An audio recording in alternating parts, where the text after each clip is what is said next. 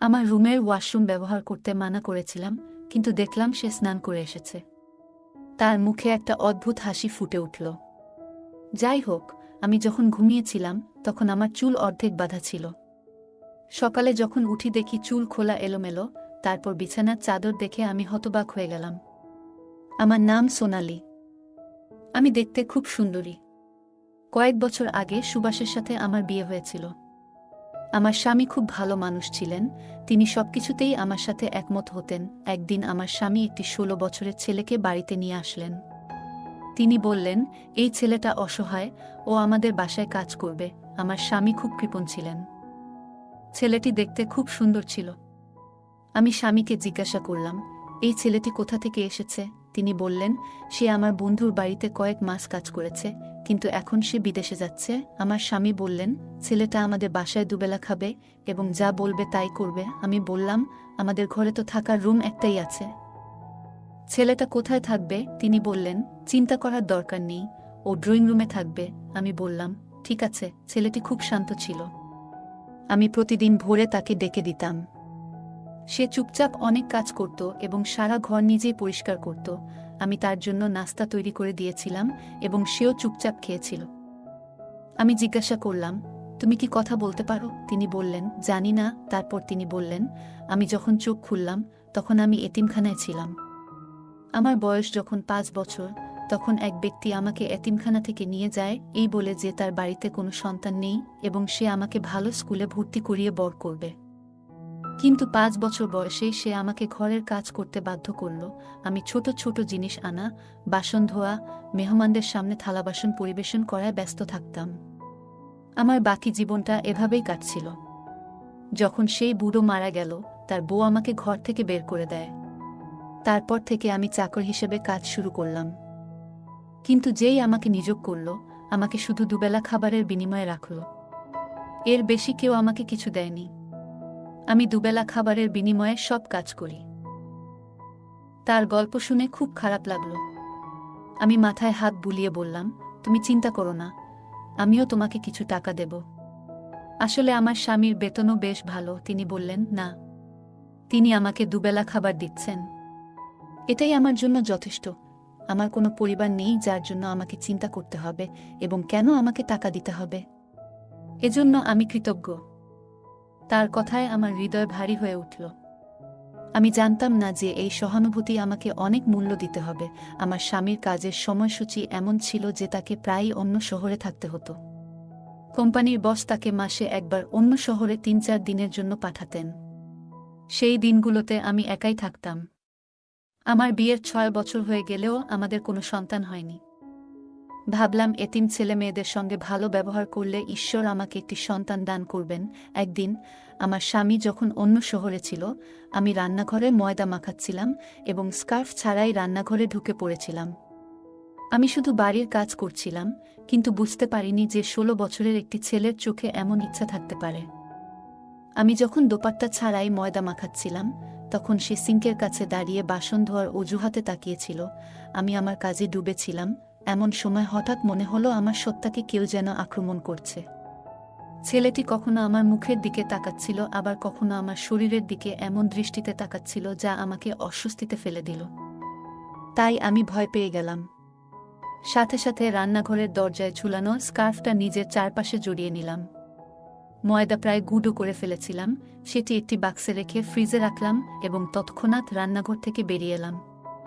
আমার বিছানায় বসে ভাবতে লাগলাম, কেন এই ছেলেটি আমার দিকে তাকিয়ে আছে। তবে আমি নিজেকে আশ্বস্ত করলাম যে হয়তো এটা আমার মায়া হতে পারে। কেন এমন ভালো বাচ্চা আমাকে খারাপ চোখে দেখবে? এটি মহিলাদের প্রকৃতিতে দেওয়া হয়েছে যে তারা তাদের প্রতি নির্দেশিত ভুল অনুভব করেন, কিন্তু আমি এটাকে উপেক্ষা করলাম কারণ সে ১৬ বছরের ছেলে। আমি ভাবিনি যে সে এমনভাবে তার অসহায়ত্বের গল্প বর্ণন করতে পারে। কিছুক্ষণ পর ঘর থেকে বেরিয়ে দেখলাম সে সোফায় বসে আছে। রাতের খাবার খেয়ে সে বলল, ম্যাডাম, বাইরে খুব ঠান্ডা। আমি বললাম, তোমার খারাপ না লাগলে, তুমি তো ঠিকই বলছো। শরতের ঋতু শুরু হয়ে গেছে। সে বলল, আমি কোথায় ঘুমাবো?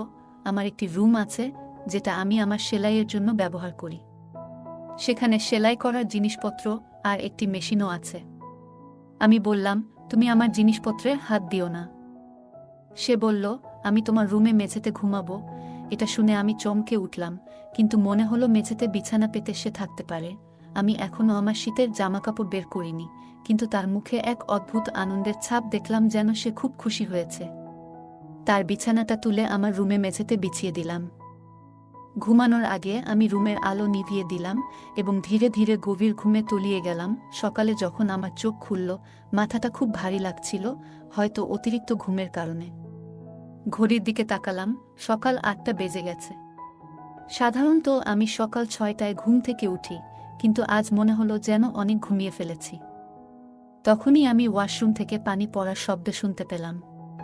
বিছানার নিচে তাকিয়ে দেখলাম ছেলেটির বিছানা নেই, অর্থাৎ সে উঠে আমার ওয়াশরুমে ঢুকে গেছে। এমন স্মার্ট ছেলেটি আমার অনুমতি ছাড়াই ওয়াশরুম ব্যবহার করছে দেখে আমি হতবাক হয়ে গেলাম। আমার রুমের ওয়াশরুম ব্যবহার করতে মানা করেছিলাম, কিন্তু দেখলাম তিনি স্নান করে এসেছেন। তার মুখে একটা অদ্ভুত হাসি ফুটে উঠল। যাই হোক, আমি যখন ঘুমালাম তখন আমার চুল অর্ধেক বাঁধা ছিল। সকালে যখন আমার স্কার্ফ তুলতে গেলাম, বিছানার চাদর দেখে আমি হতবাক হয়ে গেলাম। যদিও আমি কোণে ঘুমাতাম, চাদরের অবস্থান দেখে মনে হচ্ছিল যেন কেউ সেখানে শুয়েছিল। রুম থেকে বের হয়ে বললাম, শোনো, আমি এখন পর্যন্ত তোমার নাম জানি না। সে বলল, হ্যাঁ ম্যাডাম। আমি জিজ্ঞেস করলাম, তুমি রাতে কোথায় ঘুমিয়েছিলে? আমার প্রশ্নে তার মুখ ফ্যাকাশে হয়ে গেল। সে বলল, ম্যাডাম, তুমি মাটিতে শুয়েছিলে। আমি কিছু বললাম না, শুধু তাকে চলে যেতে বললাম। তারপর আমি তাকে আবার ডাকলাম এবং বললাম, শোনো ছেলে, আমার ওয়াশরুম ব্যবহার করবে না। সে বলল, ম্যাডাম, আমার নাম বাবু। এতিমখানার লোকেরা এই নাম দিয়েছে। সে চলে গেল, আর আমি বিছানা থেকে উঠে কোমরে এক অদ্ভুত ব্যথা অনুভব করলাম। অলস বোধ হচ্ছিল এবং বিছানা থেকে উঠতে ইচ্ছে হচ্ছিল না।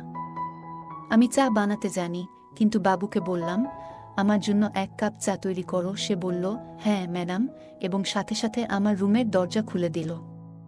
আমি বললাম, আজ আমি ভালো বোধ করছি না। সে আমাকে দেখে বলল, হ্যাঁ, এমন কাজই হয়। আমি ভাবতে লাগলাম, আমি কি ধরনের কাজ করেছি। আমার স্বামী অন্য শহরে যাওয়াতে মনটা খুব অদ্ভুত লাগছিল। বিকেলে যখন আমি ফোন করলাম, সে বলল, সোনালি, তোমার কি হয়েছে? তোমার শরীর ভালো লাগছে না? আমি বললাম, না, কাজ চলছে। সে বলল, আমি মিটিংয়ে আছি, পরে ফোন করব। তার কথায় আমার মন আরও ভারী হয়ে গেল। এটি একটি কাকতালীয় এবং মোহ ছিল। আমরা একে অপরের সুর থেকে জানতাম যে আমাদের সামনের লোকটি বিরক্ত কিনা। আমি একটি দীর্ঘ নিঃশ্বাস নিয়ে আমার স্বামীকে বললাম, কিছু না, গতকাল থেকে আমি অনুভব করছি একটু ভারী, আমার শরীর ভারী লাগছে, আমি খুব ক্লান্ত বোধ করছিলাম। আমার ভৃত্য আমার সামনে দাঁড়িয়ে বড় বড় চোখ করে আমার দিকে তাকিয়েছিল। তার চোখে এক অদ্ভুত তপস্যা ছিল যা তার অস্তিত্বকে সমর্থন করছে বলে মনে হচ্ছিল। খালাম্মা আর বউয়ের ব্যাপার ছিল, তাই ওখান থেকে উঠে ওর রুমে চলে গেলাম। ওর মিটিং জরুরি ছিল। কিছুক্ষণ পর আমি কলটা বন্ধ করে দিয়ে আবার বসলাম। তখন দরজাটা খুলে গেল এবং দরজায় দাঁড়িয়ে থাকা চাকর বলল, কি হয়েছে? আপনি কি কিছু চান? আমি চোখ বন্ধ করে মাথা নেড়ে বললাম, না, আমি কিছুক্ষণ বিশ্রাম নিতে চাই। আমি আমার চোখ বন্ধ করে অনুভব করলাম যেন তিনি দরজার কাছে দাঁড়িয়ে আমার দিকে তাকিয়ে আছেন। পরের মুহূর্তে তিনি ঘাবড়ে গেলেন এবং তার মুখ গম্ভীর হয়ে গেল। সে বলল, আমার মনটা ভালো নেই, তাই তোমার মাথায় মালিশ করতে চাই। আমি খুব ভালো করে মালিশ করি। আমি তাকে প্রত্যাখ্যান করলাম এবং বললাম, তেজপাতা দিয়ে 1 কাপ চা নিয়ে আসো, হয়তো আমার মাথা ব্যথা সেরে যাবে। সে মাথা নেড়ে সেখান থেকে চলে গেল। কিছুক্ষণ পর চা নিয়ে হাজির হলো। চা পান করার সময় মনে হলো সে অনেক পাতা ফেলেছে, তবে আমি চা পান করার সাথে সাথেই আমি আরাম অনুভব করতে লাগলাম। তাই আমি খুব তাড়াতাড়ি ঘুমিয়ে পড়লাম। শুয়েছিলাম, কেউ আসেনি, কারণ এই চাকরের প্রতি আমার পূর্ণ বিশ্বাস ছিল। যাই হোক, সে আমার উপস্থিতিতে পুরো বাড়ির যত্ন নিয়েছে। আমি যখন ঘুমালাম তখন রাত 9টা বাজে। যখন ঘুম ভাঙল তখন ক্ষুধার জ্বালায় ঘরটা আলোয় নিমজ্জিত ছিল। যাই হোক, আমার অবস্থা খারাপ হতে থাকল। 1 কাপ চা খাওয়া শেষ করে যখন বেরিয়ে এলাম, তখন চাকরটি আমাকে দেখেই বলতে লাগল, ম্যাডাম, আপনি কি ভালো আছেন? আপনার জন্য খাবার রেডি করব, সে আমার জন্য অপেক্ষা করছে বলে মনে হলো। আমি বললাম, তুমি আমাকে জাগিয়েছ, তুমি ঘুমাচ্ছ না কেন? আমার মন্তব্যে তিনি একটু হাসলেন এবং আমার দিকে মনোযোগ দিয়ে তাকিয়ে বললেন, আপনি এত সুখে ঘুমাচ্ছিলেন শান্তিতে। আমি একজন চাকর, আমি কে যে আপনার ঘুমের ব্যাঘাত ঘটাবো। তাকে এত সুন্দর দেখাচ্ছিল যে আমি তার কথা শুনে চমকে উঠলাম এবং জিজ্ঞেস করলাম, ওহ মিস্ট্রেস, আপনি এত শান্তিতে ঘুমাচ্ছিলেন? আমি একজন চাকর, আমি কে হব যে আপনার ঘুমে ব্যাঘাত ঘটাবে? যাই হোক, আমি ঘরের সব কাজ সেরে ফেলেছিলাম এবং এমন অনেক কাজ ছিল যা আপনাকে ঘুম থেকে ওঠার পর করতে হবে। তাই ভাবলাম আপনি ঘুমাচ্ছেন আর আমি আপনার জন্য খাবার রান্না করব। তার হাতে তৈরি খাবার খুব সুস্বাদু ছিল এবং সে দূরে দাঁড়িয়ে দেখছিল। আমি তাকে সামনের চেয়ারে বসতে বললাম। একই সময়ে আমার স্বামী ফোন করলেন আর আমি তার সাথে একটানা 2 ঘন্টা কথা বলতে লাগলাম। সেই সময়ে আমার চাকরটি ঘরের বাইরে অপেক্ষা করছিল। 2 ঘন্টা শেষে সে এসে বলল, কতক্ষণ তোমার স্বামীর সাথে কথা বলতে হবে? আমার ঘুম পাচ্ছে। আমার স্বামীও ফোনের ওপাশ থেকে জিজ্ঞেস করলেন, চাকর কোথায় ঘুমাচ্ছে? আমি তৎক্ষণাৎ বললাম, কিছু না, বাইরে ঠান্ডা অনেক বেড়েছে, তাই এখন বাসার ভেতরে ঘুমাচ্ছে। গত রাতেও আমার রুমে একই বিছানায় শুয়েছে। এই কথা শুনে আমার স্বামী কিছুক্ষণ চুপ করে রইলেন, তারপর বললেন, তার ওপরে ওঠার দরকার নেই, তাকে বলো বাইরে আশ্রয়ে শুতে, এখন তেমন ঠান্ডা নেই, নইলে অন্য ঘরটা খালি করে দাও। আমি বুঝতে পেরেছিলাম যে আমার স্বামী ঘুমাতে যাবেন, তাই তার সাথে কথা শেষ করে আমি চাকরকে পরিষ্কার করে বললাম, তুমি এখানে লজে আছো, তোমার বিছানা কোণে বিছিয়ে ঘুমাও, আমি তোমাকে আমার ঘরে রাখতে পারবো না। তিনি একটি দীর্ঘ নিঃশ্বাস নিয়ে বললেন, ঠিক আছে, আমি তোমাকে আমার উপপত্নী মনে করি, কিন্তু তুমি আমার উপর এতটুকু প্রভাব ফেলছ। এটা শুনে আমার লজ্জা লাগলো। আমি বললাম, এমন কিছু নেই, তুমি এখানে লজে ঘুমাতে পারো। যাও, সকালে ঘুম থেকে উঠে নাস্তা তৈরি করতে হবে। এই বলে আমি আমার রুমে চলে গেলাম। এত ঘুমানোর পরও যখন আলো জ্বালালাম এবং পড়তে বসলাম, ঘুমটা আবার আমাকে আলিঙ্গনে নিতে শুরু করল। আমি ভাবছিলাম আমার স্বামী আমার পাশেই আছেন, কিন্তু যখন চোখ খুললাম দেখলাম আমার স্বামী বাড়িতে নেই। যা দেখলাম তা দেখে আমি হতবাক হয়ে গেলাম, কারণ চাকরটি আমার ঘর থেকে হাঁটছিল এবং তার শার্টটি নিঃশব্দে তুলে নিচ্ছিল। আমি হতবাক হয়ে গেলাম। যা বুঝলাম তা হলো আমার গুজবাম্প ছিল। আমার অস্তিত্ব ছিন্নভিন্ন হয়ে গেল। পরিষ্কার যে আমার 5 বছর বয়সী চাকর আমার সাথে কিছু ভুল করেছে। আমি তৎক্ষণাৎ আমার ঘরটি ভিতর থেকে বন্ধ করে দিলাম। এরপর আমি আর ঘুমাতে পারলাম না। একটা 16 বছর বয়সী ছেলে কিভাবে এমনটা করতে পারল তা ভেবে পাগল হয়ে গেলাম। পরদিন সকালে চাকরটি এল না। আমি রুম থেকে বেরিয়ে এলে সে অদ্ভুত দৃষ্টিতে তাকাচ্ছিল। আমি তাকে সম্পূর্ণ উপেক্ষা করে নিজের ঘরের কাজ করতে লাগলাম। আমি লক্ষ্য করলাম ছেলেটি কেবল বয়সে ছোট নয়, কিন্তু অভিজ্ঞতা এবং চেহারার দিক থেকে সে ক্ষুধার্ত নেকড়ের মতো দেখাচ্ছিল। আমি যখন ঘুমাতে গেলাম তখন আমি সেই ছেলেটিকে আমার ঘরে ঢুকতে দিইনি, যার ফলে আমি সারা রাত সজাগ ছিলাম। সে বলল, ম্যাডাম, আপনার এয়ার ফ্রেশনার আনুন, আমি রুমে স্প্রে করব। কিন্তু কিছু ভেবে আমি তাকে প্রত্যাখ্যান করে বললাম, আমি নিজেই স্প্রে করব, তুমি চলে যাও। সে কিছু ভেবে জায়গা ছেড়ে চলে গেল। কিন্তু সেই রাতে আমি রুমে এয়ার ফ্রেশনার ছিটাইনি, যদিও এটি আমার প্রতিদিনের অভ্যাস ছিল। আমার স্বামীও সেই রাতে অন্য শহরে ছিল। কিছুক্ষণ পর রুমের দরজা খুলল আর চাকর আমাকে ডাকতে লাগল, তুমি কি ঘুমাচ্ছ? তোমার বাবু তোমার সাথে রাত কাটাতে এসেছে। সে আমার পুরো সত্তায় নিজেকে দেখাতে শুরু করল। ঠিক সেই মুহূর্তে দরজাটা ধাক্কা দিয়ে খুলে গেল এবং আমার স্বামী সেখানে ঢুকলেন, কিন্তু চাকর তার জামাটা খুলে ফেলেছিল। হঠাৎ মনিবকে সামনে দেখে সে ঘাবড়ে গেল। আমিও সাথে সাথে উঠে বসলাম। আমার স্বামী আমাকে আর চাকরকে দেখে আঁতকে উঠল। আমি তখনই আমার স্বামীকে বললাম, আমি সেই সব নারীদের মধ্যে একজন নই যারা সঠিক সময় না পাওয়ার পরের মুহূর্তে ঘরে ঢুকে চাকরকে জড়িয়ে ধরবে। আমার স্বামী ওকে চড় মারতে লাগলেন আর বলতে লাগলেন, থালায় তুমি খাও, আমি তোকে ঘরে এনেছি তোর উপকারে, কিন্তু তুই আমার ঘরেই এসব শুরু করলি। তিনি প্রথমে অস্বীকার করতে থাকলেন, কিন্তু যখন আমার স্বামীর ভারী চাপ তার উপর পড়ল তখন তিনি কাঁদতে শুরু করলেন এবং যা বললেন তা আমাদের কল্পনাতেও ছিল না। তিনি বললেন, আমি এতিম, যে আমাকে তার বাড়িতে নিয়ে গিয়েছিল সে আমাকে চাকর বানিয়েছিল, কিন্তু সে আমার সাথে অন্যায় করত। সে আমার শরীরকে অনুচিতভাবে স্পর্শ করত, আমার আবেগ নিয়ে খেলা করত।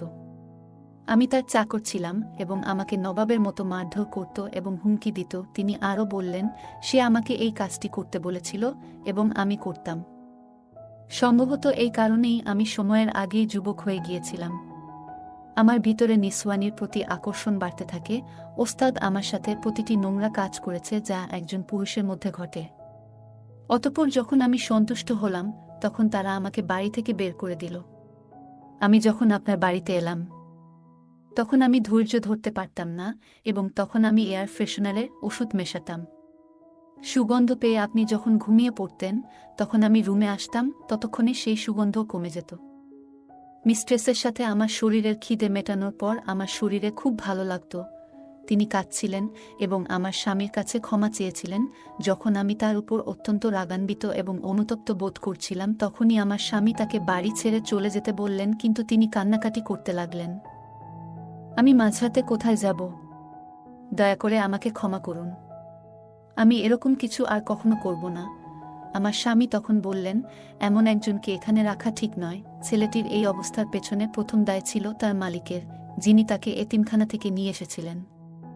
যদি একটু তদন্ত করা হতো, তবে হয়তো শিশুটি এতিমখানাতেই নিরাপদ ছিল। সেদিন রাতে ছেলেটিকে গেটের কাছে রেখে দিলাম এবং পরদিন সকালে তাকে পুলিশে সোপর্দ করলাম। তাকে কারাগারে রাখা হলো যাতে তার শারীরিক প্রশিক্ষণ ও স্বাস্থ্যের উন্নতি হয় এবং ভবিষ্যতে সে একজন ভালো মানুষ হতে পারে। যাই হোক, আমি কখনোই আমার স্বামীকে জানাইনি কতবার ছেলেটি আমার সাথে যৌন মিলন করেছে। তিনি আমাকে অনেক সমর্থন করেছিলেন। আমাদের মধ্যে প্রেম ছিল, কিন্তু আমি বিব্রত ছিলাম। আমার স্বামী বলেছিলেন, এটি তোমার দোষ নয়, আমারই উচিত ছিল ভালোভাবে তদন্ত করে চাকরকে নিয়ে আসা। যদি আমি তাকে এখানে না আনতাম, তাহলে এই সব ঘটত না। যাই হোক না কেন, যা হয়েছে তা হয়েছে। আমি এখন থেকে খুব সতর্ক থাকব এবং কাউকে জানতে দেব না। গল্পটা কেমন লাগলো জানাতে ভুলবে না। তোমাদের সাথেও কি এমন কোনো ঘটনা ঘটেছে? যদি ঘটে থাকে, কমেন্ট জানাতে ভুলবে না। আরও মজার মজার রোমান্টিক গল্প শুনতে চাইলে ভিডিওটি লাইক, শেয়ার এবং চ্যানেলটি সাবস্ক্রাইব করতে ভুলবে না। ধন্যবাদ।